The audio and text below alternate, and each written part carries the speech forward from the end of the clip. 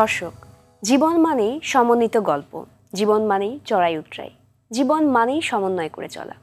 অনেক ক্ষেত্রে আমরা জীবন মানেই শুধু সুখ, শান্তি আর আরামায়েশের কথা ভাবতে পারি, কিন্তু আসলে তা নয়। ভালো থাকা মানেই পরিপূর্ণতা। আপনার সব আছে কিন্তু আপনি ভালো থাকতে পারবেন এমনটা কিন্তু নয়। ভালো থাকার জন্য প্রয়োজনীয় সব কিছুর সাথে শারীরিক ও মানসিক সুস্থতা অপরিহার্য। আপনি খেয়াল করে দেখবেন আপনার সব আছে কিন্তু মন ভালো নেই, তার মানে আপনি সুখী মানুষ হতে পারবেন না। দর্শক, মার্কেন্টাইল ব্যাংক নিবেদিত আরটিভির মনের কথা অনুষ্ঠানে সবাইকে আমন্ত্রণ জানাচ্ছি। আমি নুসরাত সাবরিন চৌধুরী, পাওয়ার্ড বাই বেনিবুদন।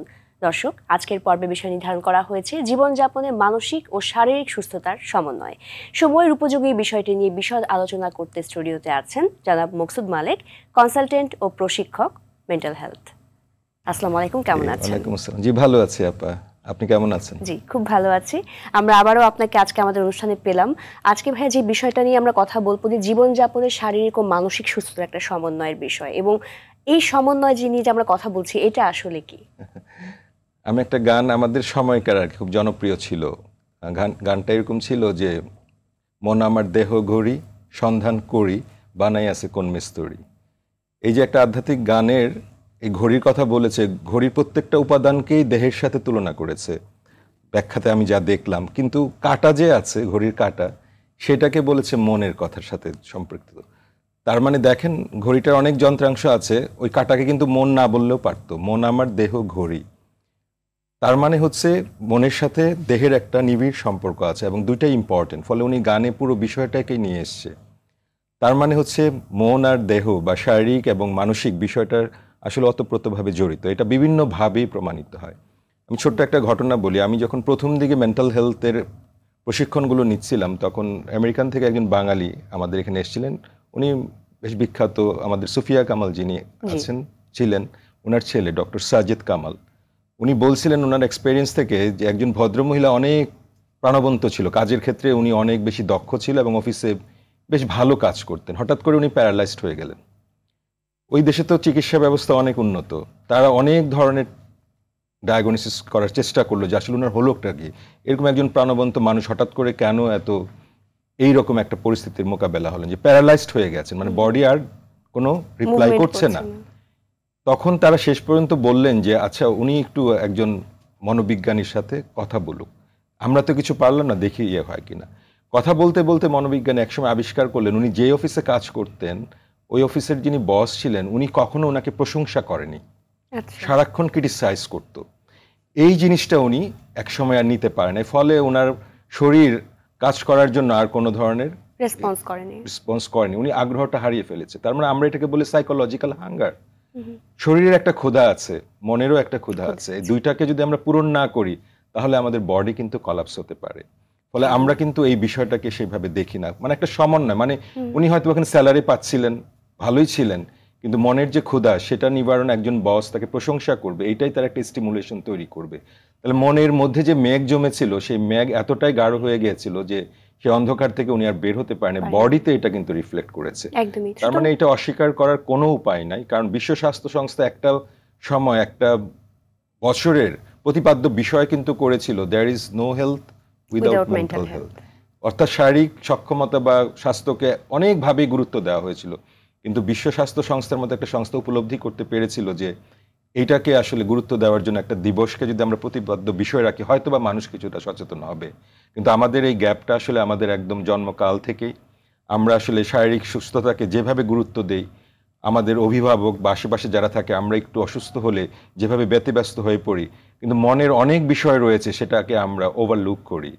আসলে মনটা কিন্তু শরীরের সাথেই সম্পর্কিত, একদমই ওতপ্রোতভাবে জড়িত, এবং এটার উপর কিন্তু বড় একটা প্রভাব আছে, যেটা আপনিও বললেন। ছোট থেকে আমরা একটা কথা শুনে বড় হয়েছে যে মনের নাম মহাশয়, যাহা করি তাহাই সয়। তো সবসময় হচ্ছে মনের উপর জোর খাটানো বা এই বিষয়গুলো নিয়ে আসলে প্রাধান্য দেওয়া হয়েছে, কিন্তু মনের সুস্থতা বলে যে একটা বিষয় আছে সেটাকে আমরা অনেকটুকু ওভারলুক করি।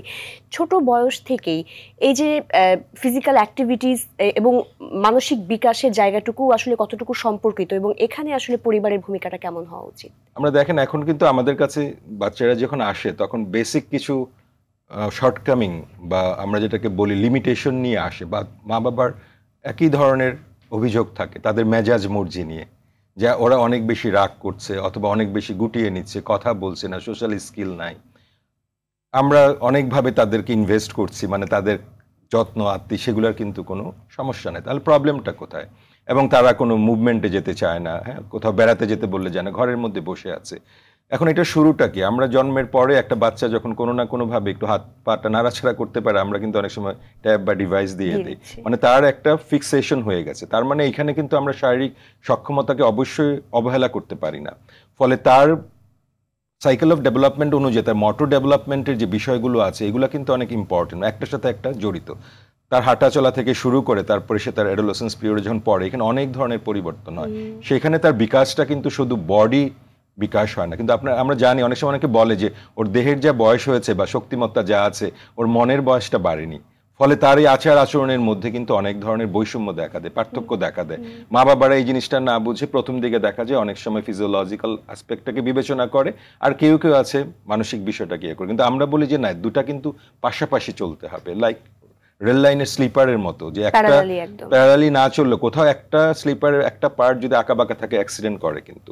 তার মানে আমাদের আর্লি চাইল্ডহুড থেকে আবেগের বিষয়গুলো প্রকাশ করছে, চিৎকার করছে, রাগ করছে, এই সবগুলো তো আবেগের পার্ট। একইভাবে তার বয়স উপযোগী তাকে যদি এক্সারসাইজ অথবা মুভমেন্ট গুলো, তার রেসপন্সিবল নিজের দায়িত্ব করতে আমরা যদি করতে না পারি, সেটা কিন্তু অনেক ধরনের সমস্যা হয়। যেমন আমরা অনেক সময় দেখি যে আমাদের অভিজ্ঞতা থেকে যে ডিফেন্সে এখন যে রিক্রুটমেন্ট হয়, রিক্রুটমেন্টের প্রাথমিক পর্যায়ে যে শারীরিক ধাক্কাটা, এটা অনেকেই নিতে পারে না। নিতে পারলে হয় কি, তার মনের মধ্যে একটা মেঘ জমে এবং সে সেখান থেকে বের হয়ে আসতে চলে চায়। যে স্বপ্ন নিয়ে গেছে ধাক্কা খায়, কোথায়? ফিজিক্যালি, কারণ ওইখানে তো ফিজিক্যাল স্ট্রেংথ লাগবেই।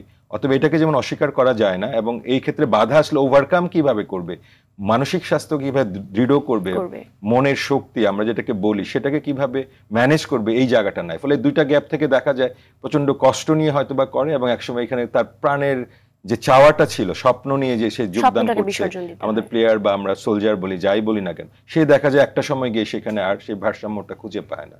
ফলে তার স্বপ্নগুলো বাধাগ্রস্ত হতে শুরু করে, হতাশ হয়, এবং নানা কারণে দেখা যায় হয় ছেড়ে দিচ্ছে, না হলে এটা মন মরা নিয়ে একটা আনন্দ ছাড়া তার জীবনটাকে অতিবাহিত করছে। একদমই ফিজিক্যাল অ্যাক্টিভিটিস এটা করতে গেলে কিন্তু সামাজিক দক্ষতা জায়গাগুলো অনেকটুকু ইনক্রিজ হয়, তো সেইখানে এই যে সামাজিক বিকাশ একটা শিশুর, সেখানে এই বিষয়গুলোর ভূমিকাটা আমরা যদি বলি যে শারীরিক সুস্থতার জন্য মনের যে প্রণোদনাটা আসে কোত্থেকে, এটা তো আমাদের একটা বড় অংশ হচ্ছে আমাদের ব্রেন কেমিক্যালের একটা চেঞ্জ আসে সেখানে আছে। ধরে নেন যে আমরা যদি বলি যে হাসি মুখে কথা বলি, তাই না, যে আপনি আমার সাথে কথা বলছেন হাসি মুখে, হাসতে আমরা ভুলে যাই, তাই না?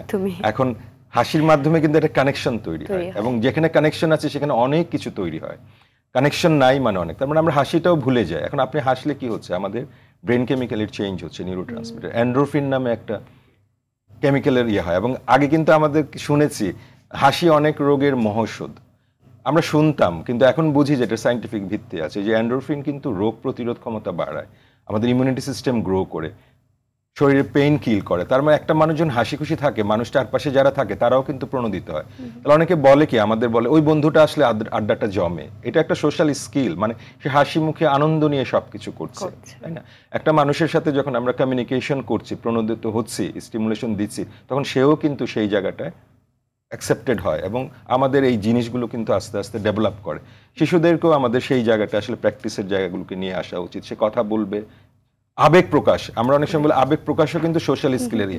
আপনি যদি মেনে নেন সোশ্যাল স্কিলের জায়গাটা না থাকে, কখন না বলবেন, কতক্ষণ কোথায় আমি হ্যাঁ বলবো, এটাও কিন্তু একটা দক্ষতা।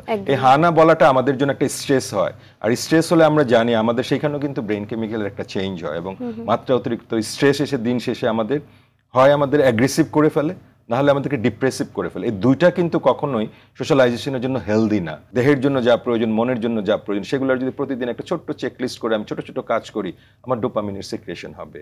আমি একটুখানি নেচার এক্সপোজ করে, বাইরে যাই না, ঘরের মধ্যে বসে আছি, পর্দা লাগিয়ে বসে আছি, রোদ নাই, কোনো কিছু নাই, আমাদের কি হয়, সেরোটোনিনের অভাব হয়। এই সেরোটোনিন কিন্তু আমাকে অভাবটা কিন্তু ডিপ্রেসিভ মুড ক্রিয়েট করে আমাদেরকে।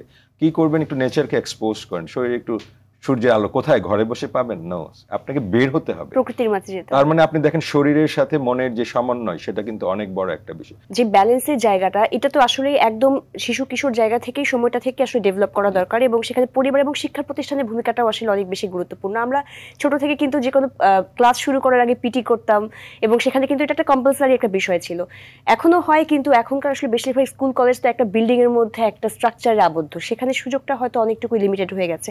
এটার ভূমিকাটা আসলে কতটুকু গুরুত্বপূর্ণ? প্রত্যেকটা বয়সের সাইকেল অফ ডেভেলপমেন্টের ক্ষেত্রে আমাদের শুধুমাত্র চাইল্ড বলছি না, আমার জীবনেরও কিন্তু এরপরে চাইল্ডহুডের পরে ডেভেলপমেন্ট হয়। সেখানে অনেক ধরনের ডিমান্ড থাকে বডির এবং মনের, তাই না? এখন এই যে আপনি যে বিষয়টা বলেছেন, এখানে আপনি খুঁজতে থাকেন হবে না, আপনাকে ক্রিয়েট করে নিতে হবে। আমার নিজেকে বের করে নিতে হবে নিজের জন্য একটা সময়কে।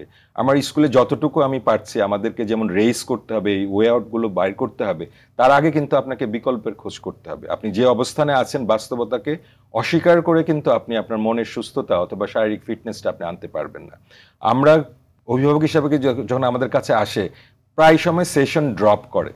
কেন? ওর পরীক্ষা, ওর কোচিং, ওর এটা আছে, ওর এটা আছে। এখন আমরা বলি প্লিজ প্রায়োরিটি সেট করেন, আমার এখানে আসতে হবে, আমি সেটা বলছি না, কিন্তু আপনি যদি এটাকে ইম্পর্টেন্স না দেন আপনি কিন্তু সময় বের করতে পারবেন না। তাহলে এই যে ছেলেমেয়েরা রয়েছে স্কুলে যতটুকুই সুযোগ সুবিধা রয়েছে সেখানে যদি বডি মুভমেন্টগুলো সেভাবে করতে না পারে, আমি মনে করি যে অভিভাবকদের এখানে একটা বড় ভূমিকা রয়েছে। বাসায় বাচ্চাদের জন্য আমরা বলি বেশি সময় না, কিন্তু কোয়ালিটি টাইম যদি গুণগত মানসম্পন্ন সময় আমরা দিতে পারি সেটা আত্মার এবং বডির অবশ্যই সেখানে অনেক বেশি গ্রো করার জন্য হেল্প করবে আপনাকে। এখন আপনি ওই যে বললাম যে আপনি বাচ্চাকে নিয়ে আপনি 5 মিনিট লাফিং এক্সারসাইজ করেন, হাসির এক্সারসাইজ করেন। আমরা ভিডিওতে তো কত কিছু দেখি, একটা মিউজিক ছেড়ে বা একটা ভিডিও ছেড়ে হা হা হু হু করে হাসতে থাকেন, আপনার বডির মুভমেন্ট হবে। এটা এক্সারসাইজের সাথে হাসির সংযুক্তি করলে বডির মুভমেন্ট হচ্ছে, আপনি সেটা হবে। আপনি হয়তোবা বলেন যে অন্তত সপ্তাহে 1 দিন 2 দিন বয়স উপযোগী বাচ্চাটাকে নিয়ে নেচারের সাথে বের হয়ে যান, তাকে দৌড়াতে বলেন। আমরা বলি না বাচ্চা অস্থির, এগুলো নেই, তার অস্থিরতার সেই শক্তিটা যাবে কোথায়? একটা ফুটবলে লাথি মারলেও তো একটা স্ট্রেংথ যাবে কোথায়, মাঠে একটু দৌড়ালেও তো এনার্জি তো রিলিজ করার কোনো জায়গা আমরা পাচ্ছি। এখন আমাকে খুঁজে নিতে হয়ে এটাকে তৈরি করতে হবে, সেটা নিয়ে হতাশ হলে চলবে না আমাদের। অতএব এই জায়গাটায় লিমিটেশন কিন্তু থাকবে। আমরা এখানে বসে যদি সারাক্ষণ সমালোচনা করি যে এটা নাই ওইটা নাই, এটা করে কোনো লাভ হবে না। আলটিমেটলি আপনার মনের সুস্থতা এবং আপনার দেহের সুস্থতা, আমরা বলি কি যে শিশুরা হচ্ছে ভবিষ্যতের সম্পদ, তাই না, আমাদের অ্যাসেট। আমি এই জায়গাটা আমার একটা মতামত সবসময় দিয়ে থাকি, আমি বলি যে শিশুরা ভবিষ্যতের সম্পদ না, শিশুরা আজকের সম্পদ, এখনকার অ্যাসেট তার। আপনি এই মুহূর্তে যেটাকে কাজে লাগাতে না পারবেন সেটা ভবিষ্যতে গিয়ে কি হবে উই ডোন্ট নো, আমরা সেটা জানি না, কারণ এটা আমাদের গ্র্যাপসে নাই। ফলে কি হয়, উদ্বিগ্নতা বাড়ে। ভবিষ্যৎ ভবিষ্যৎ বললে বাচ্চাও কিন্তু প্রেশারে পড়ে, আমি ভবিষ্যতের একটা অ্যাসেট। তাহলে এখন সে তো সবকিছু লস করে, যদি সে কিসের অ্যাসেট হবে? সেটা তখন আমার জন্য লাইবিলিটি হবে। ব্যালেন্স শিটে অ্যাসেটের চেয়ে লাইবিলিটি বেশি হয়ে গেলে আমরা কি বলি, আমি দেউলিয়া হয়ে যাই। আমার ব্যাংক স্টেটমেন্ট দেখে আমার খুব আনন্দ লাগবে যখন আমি দেখবো আমার অ্যাসেট বেশি, মানে আমার অনেক বেশি সম্পদ আছে। আর যদি দেখি আমি লায়েবল হয়ে গেছি, সেখানে জিরো ব্যালেন্স থেকে মাইনাসে যাচ্ছে, I feel bad. Life is like that. ভাই, আপনি লম্বা সময় কিন্তু ডিফেন্সের সাথে কাজ করছেন এবং তাদের শারীরিক সুস্থতা, মানসিক সুস্থতার জায়গাগুলোতে অনেক কিছু নিয়ে আপনি অনেকটুকু সময় ধরে কাজ করছেন। সেখানে এই যে আমরা যখন বড় হচ্ছি দিন দিন এবং তারপরে কিন্তু একটা কর্মক্ষেত্রে যখন যাই, সেখানেও কিন্তু মানসিক সুস্থতা এবং আত্মবিশ্বাস এই বিষয়গুলোর অনেক বড় একটা ভূমিকা রয়েছে। শারীরিক সুস্থতার সাথে এই বিষয়গুলোকে আসলে কিভাবে অ্যালাইন করা হয়? বলা হয়ে থাকে যে অনলি ডেড ম্যান, মানে মৃত মানুষের কোনো চাপ নাই। মরে গেছে বৈশ্যই করতে, তো তার সমস্ত চাপ শেষ, তার শেষ। আর যদি বলি ফাঁকি যে দেয়, কাজ করে না, তার হয়তো বা স্ট্রেস নাই, মানসিক চাপ নাই। তাহলে আপনি কর্মক্ষেত্রে যত ধরনের কর্মক্ষেত্র রয়েছে, তার মানে আপনাকে কাজ করতে হবে। কাজ করলে কিন্তু তার সাথে আনুষঙ্গিক কিছু বিষয় রেইজ হবে, যার মধ্যে একটা বিষয় হচ্ছে মেন্টাল স্ট্রেস। মেন্টাল স্ট্রেসের বিষয়টাকে যদি আমরা দেখি, দেখেন এইখানেও ভিত্তিটা কিন্তু গেঁথে দেওয়া আছে। বলা হয় মেন্টাল স্ট্রেসের একদম সাধারণ বিষয়টা হচ্ছে যখন আপনার যে কোনো চাওয়া পাওয়ার সাথে একটা পার্থক্য ঘটবে, মানে আমি চাচ্ছি কিন্তু হচ্ছে না, যত ছোটই হোক যত বড় হোক, সেটা দুইটা জায়গায় রিয়াকশন করে, একটা হচ্ছে মন আর একটা হচ্ছে শরীর। আপনি দেখেন এইখানেও কিন্তু সমন্বয় আছে, আমাদের সাবজেক্টের সাথে রিলেটেড। যদি এমন হতো যে মেন্টাল স্ট্রেস শুধু শরীরের চাপ তৈরি করে, তাহলে আমরা শরীরকে কেয়ার করতাম, অথবা শুধু মনেই করে, সেটা কিন্তু না। তাহলে এই যে আমরা যে কোনো কাজের কিন্তু রকম ফের ভিন্ন আছে। আপনি যদি বাহিনীগুলোর কথা বলেন এক ধরনের, আপনি কর্পোরেট বলেন এক রকমের, আপনি বিজনেস বলেন এক রকমের, কিন্তু আপনি কি আমাকে এমন একটা স্পেস দেখাতে পারবেন যেখানে কাজের জন্য চাপ তৈরি না হয়? No way. ওই যে আমি বেঁচে আছি, ব্রিদিং নিচ্ছি, চাপ আছে। তাহলে ওই বিশেষায়িত বিষয়গুলো যখন আমাদের জীবনের তো একটা গোল বা লক্ষ্য গড়ে ওঠে, তাই না? আমরা একটা সময় থেকে, ছোটকাল থেকে বলে কি হবা কি করবা, বলতে বলতে এক সময় এসে বাস্তবতার মুখোমুখি হই। আমরা বাস্তবতার মুখোমুখি হয়ে প্রত্যাশা থাকে একরকম, কিন্তু যখন আমি উপস্থিত হই তখন ধাক্কাটা লাগে আরেক রকম। এই যে প্রত্যাশা এবং ধাক্কা, পাওয়া না পাওয়া, যেটা বলেছি, সেটাই কিন্তু স্ট্রেস তৈরি করে। তাহলে আপনি, আমাদের বেসিক বলা হয় না, একটা বিল্ডিং এর যদি মূল ভিত্তি স্ট্রং থাকে, তাহলে উপরে তো আপনি ইমারতটা অনেক শক্ত হবে। তাহলে ওই যে আমরা ভবিষ্যতের কথা বলে বাচ্চাদেরকে বড় করছে, কিন্তু ভবিষ্যতের জন্য আমরা কি প্রেজেন্টে রেডি করছি কিনা। তাহলে বেসিক কিছু ইস্যু কিন্তু আপনার থাকবে, এটা প্রত্যেকটা ক্ষেত্রে আছে। তাহলে এই মৌলিক জিনিসগুলোকে শেখানোর আসলে শুরুটা অনেক প্রথম থেকে করতে হয়, একদম বেসমেন্ট থেকে। ব্যর্থতাকে আসলে আমরা মেনে নিতে পারি না, এই যে অ্যাকসেপ্টেন্স লেভেলটা গ্রো করা। অনেকে বলে আমি একটু খাটো, আমি একটু লম্বা, আমি একটু মোটা, আর আমার ফিজিক্যাল কন্ডিশনের জন্য তো আমি রেসপন্সিবল না, এটা তো গড গিফটেড। এখন আমাকে এইটাকেই কিন্তু ফার্নিশ করে একটা জায়গায় নিতে হবে, তাহলে আমার শরীরের সুস্থতার জন্য যা আছে ওভারঅল সেটাকে অ্যাকসেপ্ট করে নিতে হবে। আমরা স্বপ্ন দেখি, স্বপ্নেরও কিন্তু কিছু বলা হয় যে অপরচুনিটি, সুযোগ যেমন আছে, কিছু থ্রেট আছে। এই থ্রেট মোকাবেলাটা করতে হবে মন এবং শরীর যৌথ প্রযোজনা, এটা ইন্ডিভিজুয়াল হবে না। হ্যাঁ, এই প্রোগ্রামের কিন্তু অনেকেই সবাই আছেন, তার সবার একটা ইনভেস্টমেন্ট লাগবে না। আমি আপনি কথা বলছে বলেই যে এটা হবে, অনেকেই এর পিছনে রয়েছে এবং প্রত্যেকের সমন্বয় সাধন করতে। আপনি যেটা সাবজেক্টে বলছিলেন যে একটা সমন্বয়, কোঅর্ডিনেশন যদি হয়, আপনার কিছু সীমাবদ্ধতা আপনি অটোমেটিক্যালি ওভারকাম করতে পারবেন, মনের বিষয়টা শরীর দিয়ে, শরীরের বিষয়টা মনকে দিয়ে। একদমই। আমরা এই বিষয়ে আরো শুনবো ছোট্ট একটি বিরতির পর। দর্শক, মার্কেন্টাইল ব্যাংক নিবেদিত আরটিভির মনের কথা অনুষ্ঠান থেকে এই মুহূর্তে নিয়ে নিচ্ছি ছোট্ট একটি বিরতি, পাওয়ার্ড বাই বেনিবুনন। বিরতির পর আমরা ফিরছি মনের কথা অনুষ্ঠানে, আরটিভির সাথেই থাকুন।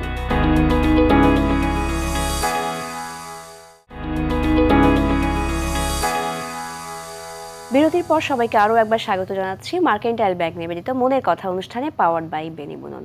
আজকের পর্বের বিষয় জীবনযাপনে মানসিক ও শারীরিক সুস্থতার সমন্বয়। আমাদের সাথে আছেন সাইকোথেরাপিস্ট জনাব মুকসুদ মালিক।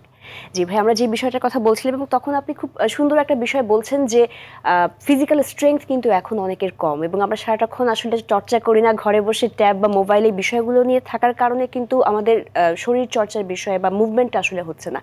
এটাতে আসলে কতটুকু গুরুত্ব দেওয়া প্রয়োজন এবং কিভাবে আরো বাড়ানো যেতে পারে? আমার কথা হলো যে বলছিলাম যে আপনাকে স্পেস অথবা বিকল্প তৈরি করতে হবে। আপনি দেখেন যে আপনার গ্যাপসের মধ্যে কি আছে। আমরা বলি না যে একটা পাগলা ঘোড়াকে যদি আপনি বসে রাখতে চান, তাহলে তার লাগামটা আপনার হাতে থাকতে হবে। তার মানে আমার লাগামটা আমার কাছে রেখে আমাকে অপশনগুলো দিতে হবে, না হলে আমার মন কোথা থেকে কোথায় চলে যাবে, হতাশার জায়গায় ডুবে যাবে কিনা আমরা জানি না। তার মানে হচ্ছে যে আপনি যদি ফিজিক্যাল এক্সারসাইজ না করেন, যদি সেটা মনের মধ্যে প্রভাব বিস্তার করা শুরু করে, তাহলে তো ব্রেন কেমিক্যালের একটা ব্যাপক চেঞ্জ হবে। আমরা এগুলো কিন্তু এখনো যে ফেসবুক, টুইটার, আদার্স এর জন্য খুবই মানে ক্যাচি বিষয় বলে, আমি ডিপ্রেসড, হ্যাঁ, আমার ভালো লাগছে না, আমার মুড সুইং করে, নানা রকম শব্দ দিয়ে আমরা কিন্তু আমাদের জায়গাটাকে আরো লিমিট করি।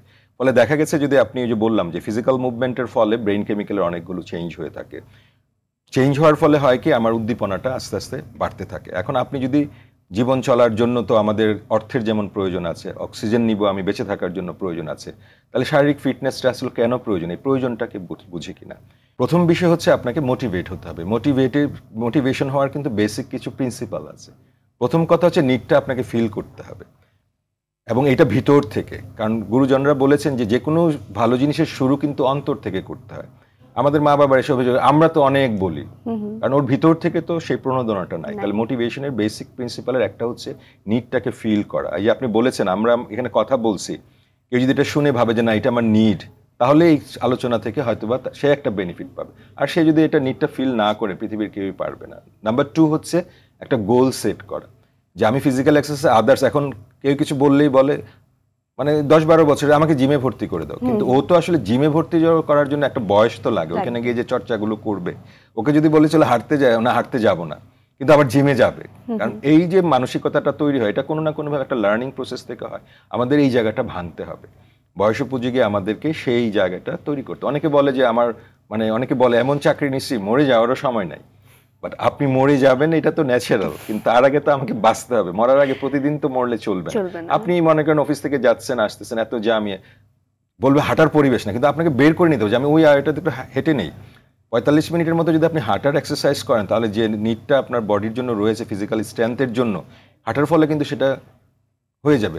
অনেকে সারাক্ষণ মোবাইল দেখছে, আপনি একটা ভিডিও একটু মিউজিক্যাল ছেড়ে দিয়ে আপনি ঘরের মধ্যে হাত পা ছোড়াছুড়ি করেন, ফ্রি হ্যান্ড এক্সারসাইজ করে না, কেন আপনাকে জিমে যেতে হবে? নট নেসেসারি, পারলে ভালো। তাহলে এইটা হচ্ছে গোল সেট করা। তাহলে আমি কিন্তু বললাম নিডটা ফিল করলাম, গোলটা সেট করলাম, এরপরে বসে থাকলে কিন্তু হবে না। এই যে আচরণের পরিবর্তন মানে অ্যাকশনটাকে, there is no action no result.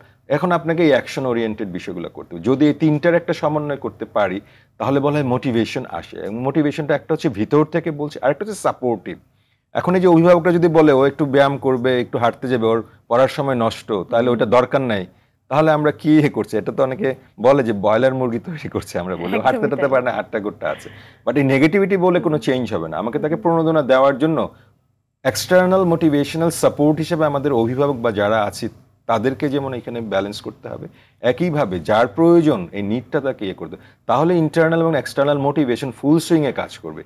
করলে আমরা একটা পরিবারের কথা চিন্তা করলে সেখানে একটা পজিটিভ চেঞ্জ আসবে, ফলে সেও সেই নিডটা ফুলফিল করতে পারবে। ভাইয়া আপনি একটু আগে বলছিলেন যে অন্ত্রের সাথে আমাদের নিউরো ট্রান্সমিটার অনেক বড় একটা সম্পর্ক আছে, সুতরাং যে খাদ্যাভ্যাস এটা নিয়ে কিন্তু আমরা এখন অনেকটুকু ওভারলুক করি। অনেকে আবার খুবই কনসিয়াসলি খুবই ডায়েট এমনভাবে মেনটেন করে চলেন, হয়তোবা তার শারীরিক সুস্থতার বিষয়টুকু সাথে মানসিক সুস্থতার অনেক কিছু আসলে কম্প্রোমাইজ করতে হয়।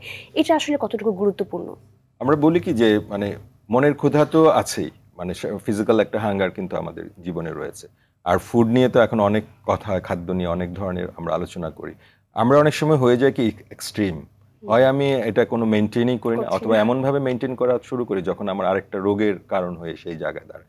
তার মানে আমরা তো আমার বডির যে হাইট আছে, যে ওয়েট আছে এবং আমার যে বয়স আছে সেটার সাথে উপযোগী একটা কিন্তু বিষয় কিন্তু রয়েছে। আপনি যে বয়সে যেটা প্রয়োজন, এবং যদি আপনার বডি তো সব কিছু আমি নিজে তৈরি করিনি, স্রষ্টারও কিছু গড গিফটেড কিছু বিষয় থেকে থাকে, ট্রেন্ড থাকে। আমরা বলি যে, আমরা অনেকে বলি আমি এত ডায়েট করি তারপরে হয়তো বা একটু ওজন বেড়ে যাচ্ছে, আবার অনেকে বলে যে আমি এত ডায়েট করি আমার সুগার বেড়ে যাচ্ছে। এইটা কিন্তু আপনার হাতে নাই। তাহলে আপনার হাতে আছে কি যে সুস্থ খাবার। আমরা অনেক সময় বলি যে সুস্থ এবং পুষ্টিকর এই দুটার মধ্যে কিন্তু পার্থক্য আছে, তাই না? শুনলে অনেকে বলবে এটা আবার কি বলছে। ধরে নেন আমার হয়তো বা সুগার বেশি, এখন আমার চিনি কিন্তু পুষ্টিকর, মানে ওইটা অনেক এনার্জি আছে, কিন্তু আমি কি আসলে ইনটেক করতে পারবো যদি আমার ডায়াবেটিক্সের ট্রেন্ড থাকে অথবা ডায়াবেটিক্স হয়ে যায়? মানে এটা কিন্তু পুষ্টিকর কিন্তু স্বাস্থ্যকর না, তাই না? এখন বাচ্চারা বলবে যে হ্যাঁ বার্গার, মাংস, এগুলো ফ্রাইড, এগুলো খাচ্ছে, এগুলো তো অনেক পুষ্টি আছে, ইয়াস, কিন্তু আসলে কি এটা স্বাস্থ্যকর? তার জন্য চিন্তা করতে হবে। তার মানে ব্যালেন্স ডায়েট বা যেটাকে আমরা সুষম খাবার বলি সেটার আসলে কোনো বিকল্প নাই, কারণ স্বাস্থ্যকর খাবার সেম ওয়েতে আমরা যেটা বলি ব্রেন কেমিক্যালের ডোপামিনের সিক্রেশন অবশ্যই করে। অনেকে আবার মাত্রা অতিরিক্ত ডিপেন্ডেন্ট হয়ে যায়, তখন কিন্তু এটাকে আবার ব্যালেন্স করার জন্য তাকে সেইখানে আবার ডিটক্স করতে হবে। এখন আমার কথা শুনে যদি সবাই সারাক্ষণ সুস্থ খাবার ভেবে সব খাওয়া শুরু করে, আর ওইখানে একটা অ্যাডিকশন, কারণ যখন এটা হবে তখন কিন্তু ব্রেন কেমিক্যালের একটা রিওয়ার্ড সিস্টেম তৈরি হয়ে যায়। অনেকে বলে খাবারের ক্রেভিংটা আমি নিয়ন্ত্রণ করতে পারি না, সেটা আবার আরেকটা বিষয়। বাট আমি যদি পর্যায়ক্রমে আমার বডি যে হাইট, ওয়েট এবং এইজ অনুযায়ী স্বাস্থ্যকর খাবার যেটা আছে আমার জন্য সেইটার যদি ব্যবস্থাপনা করি, তাহলে আমার ব্রেন কেমিক্যালের চেঞ্জের সাথে সাথে আমার ফিজিক্যাল স্ট্রেংথ হবে। কারণ ফিজিক্যাল স্ট্রেংথ না থাকলে দেখা যাবে যে অনেকে খালি সারাক্ষণ আমাদের বাচ্চাদের আমি টায়ার্ড, যদি বলি একটা চলো একটু বাইরে যাব, একটা দাওয়াত আছে, আমাদের টায়ার্ড আমি, মানে তাদের ওই শব্দটা মানে একটা ছন্দের মতো চলে এসে। টায়ার্ডনেসটা কোথায়? একটা হচ্ছে উইকনেস, আসলে এটা টায়ার্ডনেস না, এটা উইকনেস। কারণ সুস্থ খাবারের অভাবে একসময় টায়ার্ডনেসটা থাকে না, এটা দুর্বলতায় পরিণত হয়। মানে উইকনেস হলে তো আপনার এটা এক ধরনের লিমিটেশন গ্রো করে ফেললো, কিন্তু আপনার কিন্তু এখানে ইগনোর করার কোনো উপায় নাই। অতএব এখানে সুস্থ খাবার মানে স্বাস্থ্যকর খাবার সেই উইকনেসটাকে ইয়ে করবে, যেটা তার টায়ার্ডনেসটাকে দূর করবে। জি ভাইয়া, আমরা অনেক মানুষের দেখি আসলে কর্মক্ষেত্রে কিন্তু তাদের অনেক ধরনের অ্যাংজাইটির মধ্যে দিয়ে ভোগেন, সেক্ষেত্রে এবং মানসিক চাপের একটা বড় একটা বিষয় তো আছে, যেটা কিন্তু তার কর্মক্ষেত্রে বিভিন্ন মাঝখানে যে সামাজিক সম্পর্কগুলো সেগুলোকে কিন্তু প্রভাবিত করে। তো এখানে শারীরিক এবং মানসিক সুস্থতার জায়গাগুলো আসলে কোথায় প্রশ্নবিদ্ধ হচ্ছে বা প্রভাবিত হচ্ছে? আমরা একটা জিনিস বলি কি যে আমরা আসলে রেজাল্ট দেখি, মানে ফলাফল, তাই না? উনি রাগ করছে, কিভাবে দেখছি? বিহেভিয়ারে। এইটা নিয়ে আমরা কিন্তু ওনাকে দোষারোপ করি, বা উনিও আমার রাগ কেন হচ্ছে, রাগ করে ফেলতেছে, এটা নিয়ে অনেক ধরনের অ্যাংজাইটি তার মধ্যেও কিন্তু গ্রো করে। কিন্তু এই ফলাফল দেখে আসলে কোনো লাভ নাই, কারণ সোর্সটা কি আমার এই রাগের? কারণ রাগ তো একটা আবেগ, সবারই থাকবে, মানে মানুষ জন্মগতভাবে কিছু জিনিস নিয়ে আসে, ইনস্টিং নিয়ে আসে, যে এটা স্রষ্টা দিয়ে দেয়, তার মধ্যে আবেগ হচ্ছে একটা বিষয়। তাহলে আবেগের একটা পার্ট হচ্ছে রাগ বা ক্ষোভ, এগুলো তো থাকবেই আমাদের। তো আমরা যদি রেজাল্ট না দেখে সোর্সটা দেখি, তাহলে সোর্সটা কেন আমরা এই রাগের আচরণ করছি? তার মানে আমি আমার ইন্টারনাল ফ্যাক্টর বা ভিতরে আমি হয়তো ভালো নাই, অথবা শারীরিকভাবে কোনো ধরনের ইস্যুর মধ্য দিয়ে আমি যাচ্ছি। তাহলে এই কজগুলো যদি আমি আইডেন্টিফাই করতে না পারি, তাহলে কিন্তু আমার রাগের ধরনটা ম্যানেজ করা যাবে না। তাহলে এটা কিন্তু সেলফ ইস্যু, তার মানে আমার শরীর এবং মন ভালো নয়। আরেকটা হচ্ছে আমরা বলি রিলেশনশিপ ইস্যু। তাহলে অফিস কর্মপন্থার মধ্যে যদি আমরা যাই, আমাদের তো সম্পর্ক মানে কলিগ, সে হতে পারে আমার সাবঅর্ডিনেট অথবা বস হতে পারে, তাই না? ঊর্ধ্বতন অথবা অধনস্থ হতে পারে। তাহলে এই রিলেশনশিপগুলোর মধ্যে যে চাওয়া পাওয়ার কিন্তু বিক্ষিপ্ততা তৈরি হয়, তখনই কিন্তু আবার রিয়াকশন তৈরি হচ্ছে।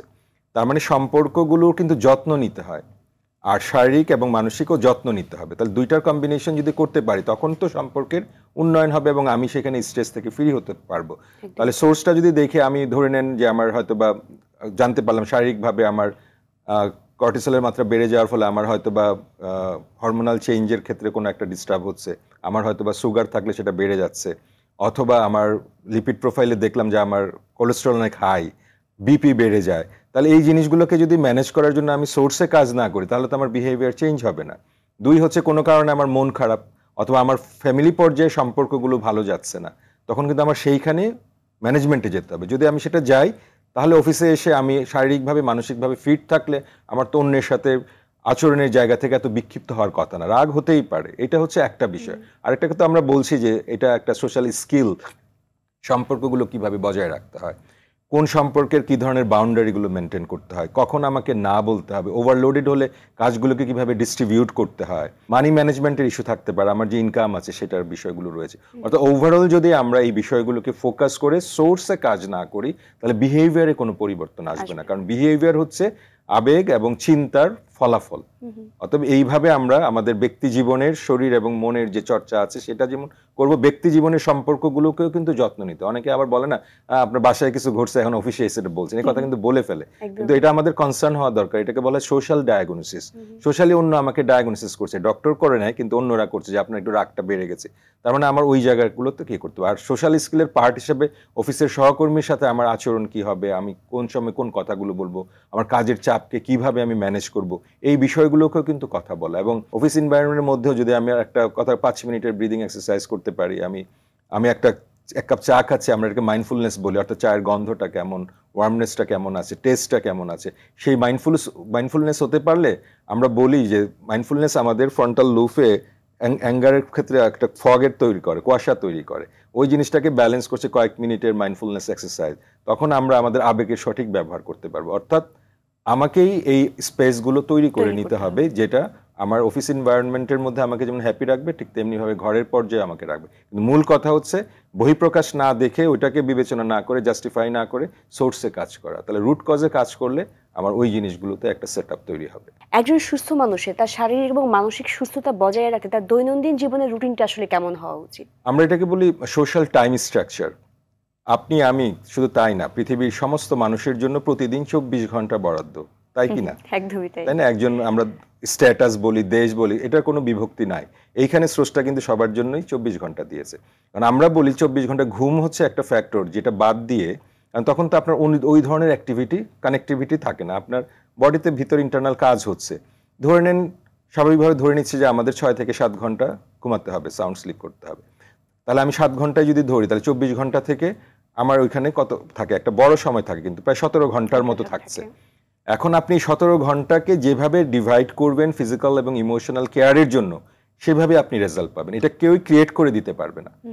এই ক্ষেত্রে আপনি রেসপন্সিবল। এখন আপনি যদি সারাদিনই স্ট্রেসের ইস্যুর ভিতর দিয়ে যান, বাচ্চারা যদি সারাদিন গ্যাজেট নিয়ে পড়ে থাকে অথবা সারাক্ষণ সে পড়ালেখা করছে, আমি ঘরে এসেও অফিসের কাজ করছি, আমি যদি এই সময়ের বিভাজন করতে না পারি আপনি কিন্তু আউটকাম পাবেন না। এটা কঠিন হতে পারে কিন্তু সম্ভব। এখানে বলা হচ্ছে আপনি 5-10 মিনিট করে সেগ্রিগেশন করেন। নাম্বার 1, ফিজিক্যাল এবং ইমোশনাল ইনভলভমেন্টের ফলে আমাদের নিউরোট্রান্সমিটার হ্যাপিনেসের হরমোনাল চেঞ্জগুলো হবে। ডোপামিনের কথা যদি আমরা বলি, আপনি সুস্থ খাবারটা হয়তো বা দেখা গেল যে রাতে আমরা একসাথে বসে খেলাম, অন্তত পক্ষে অ্যাটলিস্ট আমি সেইখানে আমার কথা হলো আমার মানসিক স্বাস্থ্যের একটা চাহিদা অন্তত মিটলো। কি হলো যে ওই সময়ের ভিতরেই সময়টাকে কোয়ালিটিফুল করে নিলাম। কথার কথা, আপনি ধরে নেন এক্সারসাইজের জন্য একটা টাইম ফিক্সড করলেন, সেটা আপনার কতটুকু সক্ষমতা আছে। প্রথমেই আমি বলছি 45 মিনিটস, আপনি সেই কঠিনের দিকে না যান, 5 মিনিটস করে আপনি সময়টাকে বের করেন, আপনি ফিজিক্যাল এক্সারসাইজের জন্য সেই সময়টুকু রাখেন, তাহলে আপনার এন্ডোরফিনের সিক্রেশন হচ্ছে কিন্তু। ওকে, আপনি মাইন্ডফুলনেস হওয়ার জন্য একটু নিজের মতো করে রিল্যাক্সেশন করেন, আপনাকে এক্সপার্টের কাছে যেতে হবে না। এখন তো এক্সপার্ট গুগল বাবা আছে, সার্চ করে আপনার উপযোগী, কিন্তু অন্যের উপযোগী, অন্যের ফিটনেস সেটা না, আপনি কোথাতে কমফোর্ট ফিল করেন 5 মিনিট নেন, তাহলে নিলে আপনার ব্রিদিং এক্সারসাইজ করলে আপনার ভিতর থেকে সেরোটোনিন হবে, মুডকে স্ট্যাবল করবে, শরীরটা ফুরফুরে থাকবে। আপনি পরিবারের সাথে সময় ব্যয় করেন, ছোট্ট শিশুদের সাথে খেলাধুলা করেন, তাহলে অক্সিটোসিন নামে একটা হরমোনাল চেঞ্জ হয়। আপনি শখের অনেক জিনিস থাকে আমরা মেরে ফেলি, কিন্তু বলি বয়স হয়েছে, চাকরির যে অবস্থা, দম ফেলার সময় নেই, মরে যাব। শখের জিনিসটা আপনি সপ্তাহে 1 দিন করেন, আপনি 2টা পাখি পুষেন, আপনি অ্যাকুয়ারিয়ামে 2টা মাছের সাথে তার সাথে সময় কাটান, আপনার মনটা ভালো হবে। একটা প্রণোদনা পাবেন আপনি, সেখানে কিন্তু সেই জিনিসটার চেঞ্জেস হবে। অতএব আপনার অক্সিটোসিনের ঘাটতিটা পূরণ হবে। আপনি, আমরা তো ভিডিওতে অনেক কিছু দেখি, আপনি 5 মিনিট নিয়ম করে একদম হাসির এক্সারসাইজের একটা ভিডিও আপনি দেখেন এবং আপনি সেটাকে করতে থাকেন, বডি মুভ করেন, থেরাপি হিসেবে কাজ করছে আপনার। তো আমরা কিন্তু এরকম 5-10 মিনিট, আপনি 17 ঘন্টা বলেছিলাম, আপনি 8 ঘন্টা 10 ঘন্টা জার্নি টার্নি করেও হলেও আমি ধরলাম আপনার 15 ঘন্টায় চলে গেল, তারপরে 2 ঘন্টা, আমি দরকার নাই, আপনি প্রতিদিন 30 মিনিটস দিয়ে শুরু করেন, 5 মিনিটস দিয়ে শুরু করেন, তাও বলবেন যে না সম্ভব না, তাহলে তো আসলে কোনো কিছু করার থাকবে না। এখানে প্রায়োরিটি সেট করাটা অনেক তাহলে টাইম স্ট্রাকচার বলা হয়ে থাকে, এটা একদম সায়েন্টিফিক, আপনি হিসাব নিকাশ একদম বিজ্ঞান ভিত্তিক উপায়ে আপনার হবে। আপনি যেভাবে ঘুম থেকে জেগে উঠে সময়টাকে ব্যয় করবেন, সেইভাবে আপনি রিটার্ন পাবেন আপনার বডির এবং মনের, এবং সেই সমন্বয় কিন্তু আপনাকে করতে হবে। প্রতিদিন 5-10 মিনিটের দুইটাকেই আমাদের গুরুত্ব দিতে হবে। আমরা হয়তো এখন অনেক মেন্টাল হেলথের কথা বলছি, কিন্তু এটা বলছি কারণ এটা একটা ডেফিসিয়েন্সি ছিল হয়তো, কিন্তু আমাকে কিন্তু শারীরিক সক্ষমতার কথা ভুলে গেলে হবে না, দুটাকে পাশাপাশি রাখতে হবে। আজকের যে প্রতিপাদ্য বিষয় সেটাকে অবশ্যই, কারণ মন আমার দেহ ঘড়ি, যেটা দিয়ে শুরু করেছিলাম, মনও আছে দেহও আছে, দুটোই আসলে ওতপ্রোতভাবে জড়িত একে অপরের সাথে এবং ইকুয়ালি ইম্পর্টেন্ট। সুতরাং এটা আসলে কোনোটা ছেড়ে কোনোটাকে প্রায়োরিটাইজ করা সেভাবে কোনো সুযোগ নাই এবং ডিনাই করার আসলে সুযোগ নেই। অনেক অনেক ধন্যবাদ ভাই আজকের অনুষ্ঠানে। আশা করছি আজকের আলোচনা থেকে দর্শকরা অনেক বেশি উপকৃত হয়েছেন। খুব ভালো, আপনাকেও ধন্যবাদ এই সময় উপযোগী বিষয়টা নিয়ে আলোচনা করার জন্য, এবং কর্তৃপক্ষকে ধন্যবাদ। জি ধন্যবাদ। দর্শক, জীবনে সুখী হতে হলে মেনে নিতে হবে, শিখতে হবে, স্যাক্রিফাইস করতে হবে, শারীরিক সুস্থতার পাশাপাশি মানসিক সুস্থতার বিষয়ে আরও সচেতন হতে হবে, নিজের মনের যত্ন নিতে হবে, মনের কথা শুনতে হবে। অন্যান্য সকল চাহিদা পূরণের পাশাপাশি মনের চাহিদা পূরণে বা মনের চিকিৎসায় আপনাকে সচেষ্ট হতে হবে, তবেই সুখী জীবনযাপন করতে পারবেন। আজকের মতো বিদায় নিচ্ছি মার্কেন্টাইল ব্যাংক নিবেদিত RTVর মনের কথা অনুষ্ঠান থেকে, পাওয়ার্ড বাই বেনি বুনন। সবাই ভালো থাকুন, সুস্থ থাকুন, দেশকে ভালোবাসুন, আর অবশ্যই নিজেকে মাদক মুক্ত রাখুন।